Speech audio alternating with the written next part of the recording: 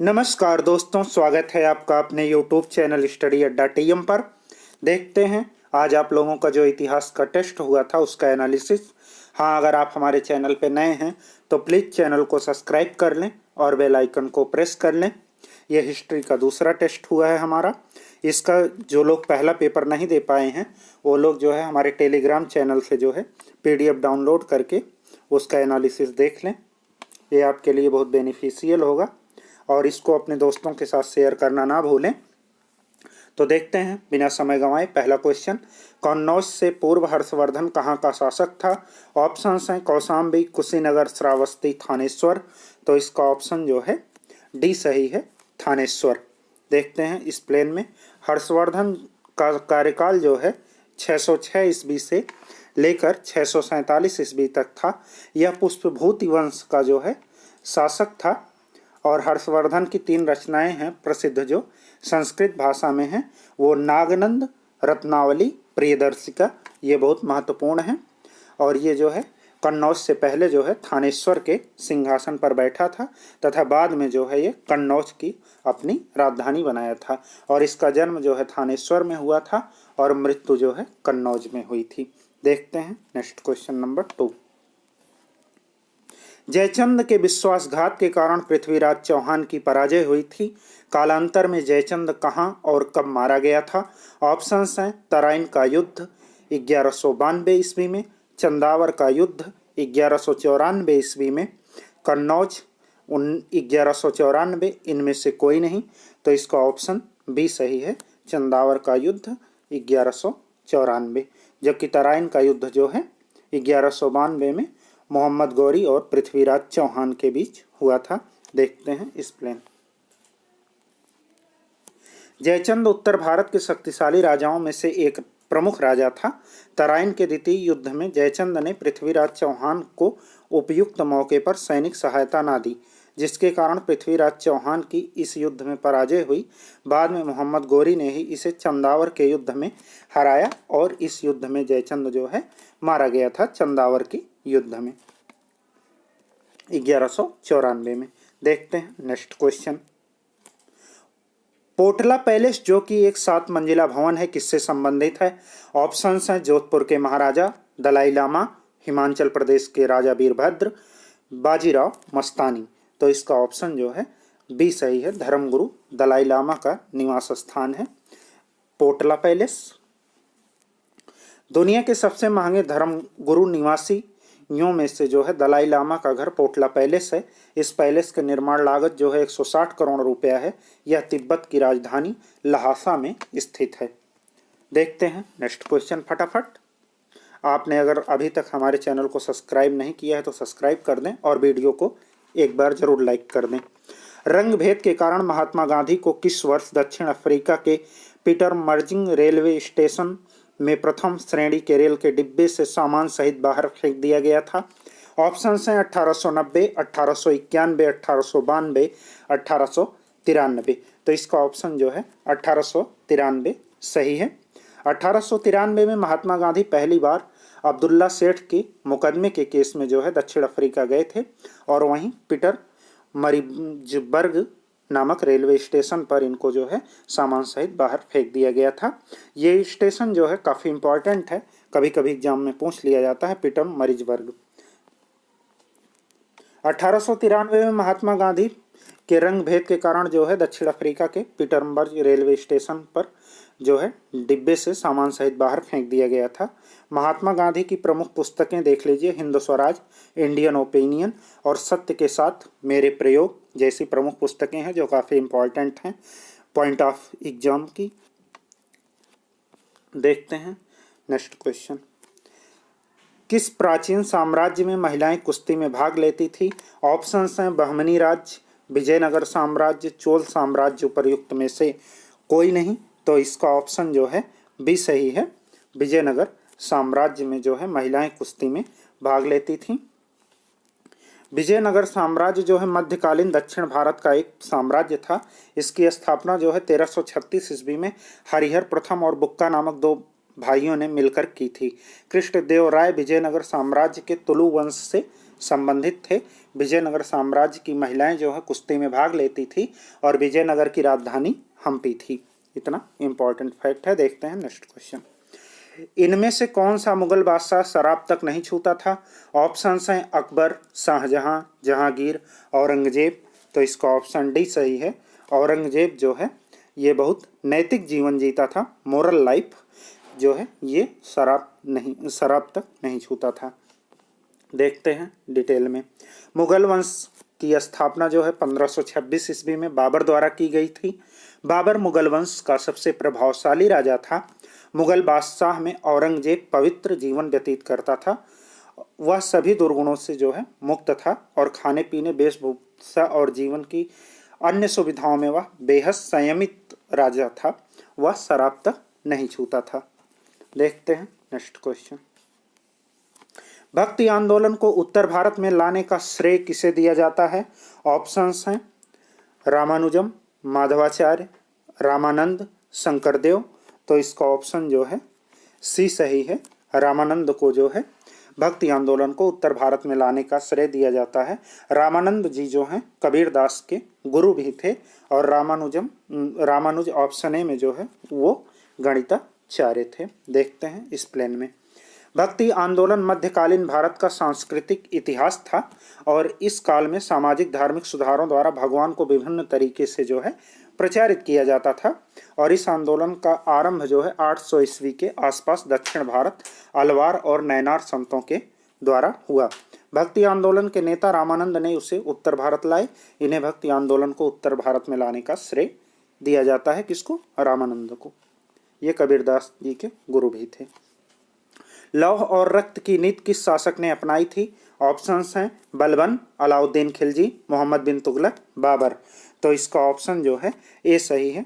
बलबन ने जो है लौह और रक्त की नीति अपनाई थी। देखते हैं इस प्लेन में। लौह और रक्त की नीति अर्थात कठोर नीति गुलाम वंश के शासक जो है बलबन ने अपनाई थी। बलबन ने विद्रोहियों को कमजोर करने तथा मंगोल आक्रमण से जो है अपनी रक्षा करने के लिए यह नीति अपनाई थी। बलबन ने ही राजस्व सिद्धांत को ऊंचा करने के लिए सिजदा और पैबोस प्रथा को भी आरंभ किया था। सिजदा जो है घुटने के बल, जैसे आप मंदिर में जाते हैं तो भगवान को घुटने के बल सर नीचे रखते हैं, उसी को सिजदा बोलते थे। ये अपने सम्मान में जो है करवाता था कि हम जो है शासक हैं। और पैबोस जो है आप शरीर के बल लेट के जैसे दंडवत प्रणाम जिसे बोलते हैं, वो पैबोस की प्रथा का आरंभ जो है बलबन ने ही किया था। ये इंपॉर्टेंट है। सिजदा और पैबोस जो है कभी कभी पूछा जाता है। प्रसिद्ध गीत सारे जहां से अच्छा हिंदोस्तां हमारा की रचना किसने की है? Sahir Ludhianvi, sir Syed Ahmad Khan, Bahadur Shah Zafar, sir Mohammad Iqbal. तो इसका ऑप्शन डी सही है। मोहम्मद इकबाल के द्वारा जो है ये गीत लिखा गया था, सारे जहां से अच्छा हिंदोस्तां हमारा, हम बुलबुले हैं इसकी गुलिस्तां हमारा। देखते हैं। सारे जहां से अच्छा हिंदोस्तां हमारा की रचना मोहम्मद इकबाल ने जो है 1905 में की थी और जिसे सर्वप्रथम जो है लाहौर के सरकारी कॉलेज में पढ़कर सुनाया गया था। यह कहाँ सर्वप्रथम गाया गया था? तो लाहौर के सरकारी कॉलेज में गाया गया था। ये काफ़ी इंपॉर्टेंट है, आप ध्यान दीजिएगा इसको। देखते हैं नेक्स्ट क्वेश्चन। पल्ली आंदोलन का संबंध किस राज्य से है? ऑप्शंस हैं उड़ीसा, तमिलनाडु, महाराष्ट्र, गुजरात। तो इसका ऑप्शन बी सही है। पल्ली आंदोलन का संबंध जो है तमिलनाडु से है। ये जो है 1937 में जब हिंदी को राजभाषा बनाया जा रहा था तो उसके विरोध में जो है ये आंदोलन किया गया था, पल्ली आंदोलन। इसका संबंध जो है तमिलनाडु से है। तमिलनाडु और बिहार और पूर्वी उत्तर प्रदेश वालों को जो है अपनी संस्कृति पर नाज है, इसलिए के मतलब अपनी उसके नाच की वजह से ये इसका उत्पन्न हुआ था। देखते हैं नेक्स्ट क्वेश्चन। अशोक के प्रधान शिलालेखों में सबसे बड़ा शिलालेख कौन सा है? ऑप्शंस हैं 5वां, 13वां, 12वां, 11वां। तो इसका ऑप्शन जो है बी सही है, 13वां शिलालेख जो है ये सबसे बड़ा, इसे बृहत शिलालेख कहा जाता है। इनके जो है सभी शिलालेख जो हैं खरोष्टी भाषा में ब्राह्मी भाषा में लिखे गए हैं। एक शिलालेख शाहबाज गढ़ी जो है वो खरोष्टी भाषा में लिखा गया है, जो कि पाकिस्तान में स्थित है। ये काफ़ी इम्पॉर्टेंट क्वेश्चन है, ये UPSSC द्वारा रिपीटेड है। अशोक के प्रधान शिलालेखों में 13वां शिलालेख जो है सबसे बड़ा है, जिसमें अशोक शासन के 8वें वर्ष होने वाले कलिंग युद्ध का वर्णन मिलता है, उसे 13वें शिलालेख में। कलिंग युद्ध के बाद ही अशोक ने हिंसा का रास्ता त्याग कर और बौद्ध धर्म से प्रभावित होकर बौद्ध धर्म अपनाए थे। देखते हैं नेक्स्ट क्वेश्चन। सिंधु घाटी सभ्यता का वह कौन सा स्थल है जहां घोड़े की अस्थियों के अवशेष प्राप्त हुए हैं? ऑप्शंस हैं बनावली, चन्हूदरो, लोथल, सुरकोतड़ा।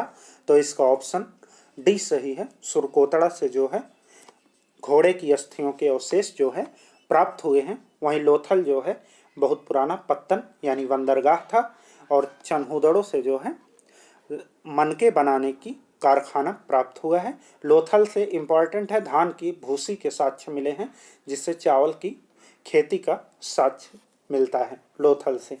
लोथल सबसे प्राचीन बंदरगाह था। देख लेते हैं सुरकोतड़ा के बारे में। गुजरात के कच्छ जिले में स्थित है सुरकोतड़ा। घोड़े की अस्थियां तथा एक अनोखी कब्रगाह जो है वहां से प्राप्त हुआ है। सिंधु घाटी सभ्यता की प्रसिद्ध बंदरगाह लोथल है। यहाँ से घोड़े की लघु मृत मूर्तियां, मतलब छोटे छोटे घोड़े की मूर्तियां, मिट्टी की खिलौने, जैसे हम लोग दीपावली पे खेलते थे पहले, वो सब प्राप्त हुए हैं। वर्तमान में गुजरात राज्य में दोनों स्थित हैं, सुरकोतड़ा और लोथल। देखते हैं नेक्स्ट क्वेश्चन। निम्नलिखित किस सम्राट के शासनकाल में भारत का पहला मुद्रा रुपया मुद्रित हुआ था? अकबर, हुमायूं, शेरशाह सूरी, समुद्रगुप्त। तो इसका ऑप्शन सी सही है। शेरशाह सूरी के शासनकाल में जो है पहला रुपया भारतीय मुद्रित हुआ था। देखते हैं डिटेल में। सूर्यवंश के संस्थापक जो है शेरशाह सूरी ने अपने शासनकाल में भारत का पहला मुद्रा रुपया जारी किया था। उन्होंने रुपए के अलावा 3 धातु वाले सिक्के प्रणाली तथा ग्रांड ट्रंक रोड का भी निर्माण कराया था। ग्रांड ट्रंक रोड अर्थात GT रोड, ये जो है कोलकाता से पेशावर तक जाती है। पेशावर पाकिस्तान में है, कोलकाता पश्चिम बंगाल में है।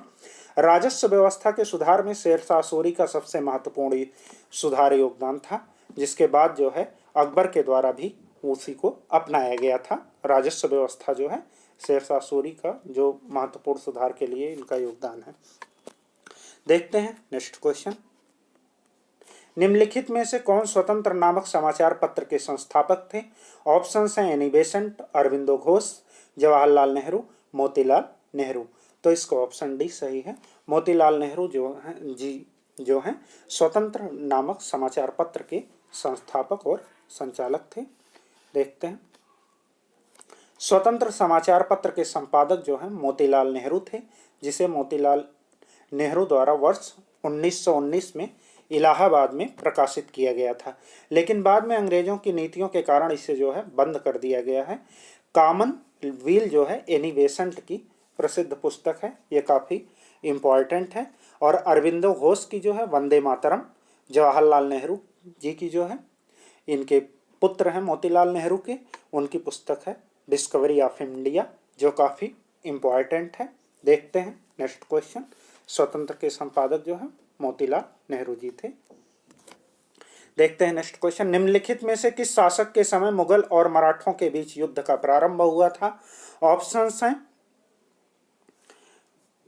अकबर, जहांगीर, शाहजहां, औरंगजेब। तो इसका ऑप्शन डी सही है। औरंगजेब के शासन के समय जो है मुगल और मराठों के बीच युद्ध का प्रारंभ हुआ था। मराठा साम्राज्य के संस्थापक शिवाजी थे। शिवाजी पहली बार मुगलों के साथ जो है मुठभेड़ जो है इनकी पहली बार 1657 ईस्वी में हुई थी। उस समय मुगल शासक औरंगजेब थे, और औरंगजेब के समय ही मराठा मुगल संबंध जो है बहुत खराब थे। देखते हैं नेक्स्ट क्वेश्चन। किसने बंगाल में अस्थायी उपनिवेश की शुरुआत की थी? ऑप्शंस हैं Lord Curzon, William Bentinck, Lord Dalhousie, Lord Cornwallis. तो इसका ऑप्शन जो है डी सही है, लॉर्ड कॉर्नवालिस।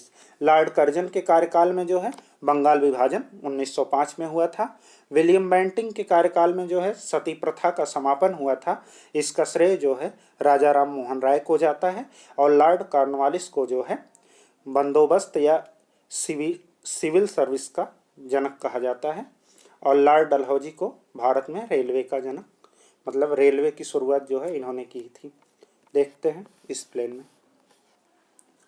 बंगाल में अस्थायी उपनिवेश या अस्थायी बंदोबस्त की शुरुआत लॉर्ड कॉर्नवालिस ने की थी, जिसने जमींदारों को भू राजस्व का 8/9 भाग ईस्ट इंडिया कंपनी को तथा 1/9 भाग अपनी सेवाओं के लिए अपने पास रखना होता था।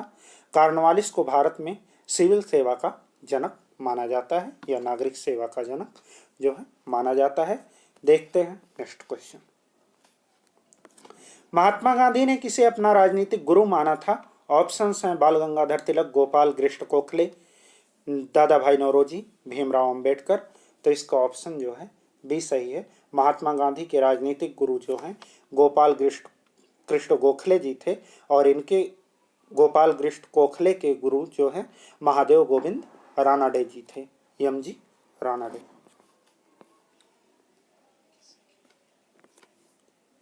इन महात्मा गांधी के राजनीतिक गुरु जो हैं गोपाल कृष्ण गोखले, और गोखले जी के राजनीतिक गुरु जो हैं महादेव गोविंद रानाडे जी थे। महात्मा गांधी ने 1917 में तिनकटिया पद्धति के विरोध में जो है चंपारण सत्याग्रह किया था। देखते हैं नेक्स्ट क्वेश्चन। कौन सा साहित्य संगम साहित्य के रूप में जाना जाता है? ऑप्शंस हैं तमिल साहित्य, बाल साहित्य, उर्दू साहित्य, वैदिक साहित्य। तो इसका ऑप्शन जो है ए सही है। तमिल साहित्य को जो है संगम साहित्य के रूप में जाना जाता है।